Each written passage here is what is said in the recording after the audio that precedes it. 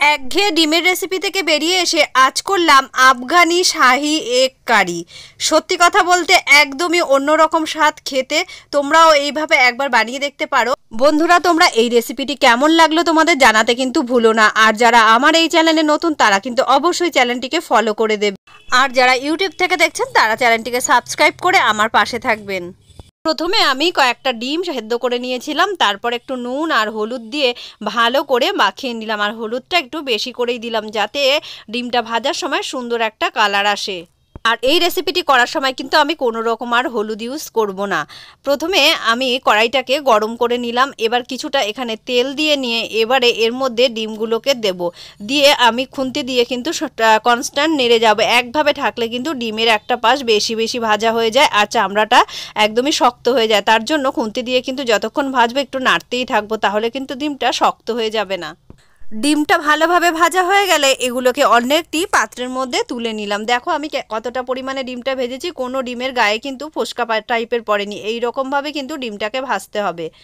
এবারে যে তেলটা বেঁচে গেল ওই তেলটার মধ্যে আমি এইগুলো পেঁয়াজগুলোকে বড় বড় কেটে নিয়েছি, আদা আর রসুনটা গোটা দিয়েছি, কাঁচা লঙ্কাটাও কিন্তু গোটা এর মধ্যে দিয়েছি। এইগুলোকে কিন্তু আমি এবারে ভেজে নেব বেশ ভালো করে। বেশ লালচে ভাব হয়ে আসলে এগুলোকে অন্য একটি পাত্রের মধ্যে তুলে নিয়ে এটাকে আমি মিক্সিতে পেস্ট করে রেখে দেবো। আর এই তেলের মধ্যে আমি দারচিনি আর এলাচ লবঙ্গ ফোড়ন দিয়ে দিলাম।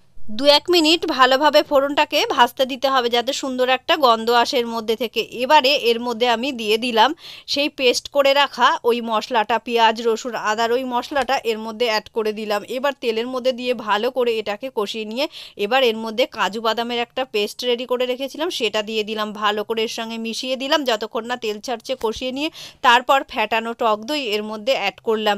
ফ্যাটানো টক দইটাও ভালো করে কষিয়ে নিতে হবে গ্যাসটাকে একদমই কমিয়ে দিয়ে। যতক্ষণ না এই মশলাটা থেকে পুরোপুরি তেল ছাড়ছে ততক্ষণ কিন্তু গ্যাসটা কমিয়ে দিয়ে আমি ভালো করে কষাতে থাকলাম। এর মধ্যে আমি একটুখানি ধনে আর জিরের গুঁড়ো এর সঙ্গে অ্যাড করেছি। আর কোনো লঙ্কা কিন্তু আমি ইউজ করবো না, যেহেতু আমি এর মধ্যে কাঁচা লঙ্কা ইউজ করেছি। তোমরা যদি ঝাল বেশি খেতে চাও তাহলে এর মধ্যে লঙ্কার গুঁড়ো অ্যাড করতে পারো। তো এইভাবে কষাতে কষাতে যখন এটা থেকে ভালোভাবে তেল ছেড়ে এসছে তখন এর মধ্যে আমি একটু লবণ অ্যাড করে দিলাম। আমি কিন্তু আগে এখানে এখনও লবণ অ্যাড করিনি। তো লবণ অ্যাড করে দিয়ে ভালো করে এটাকে আবার নেড়ে চেড়ে নিলাম।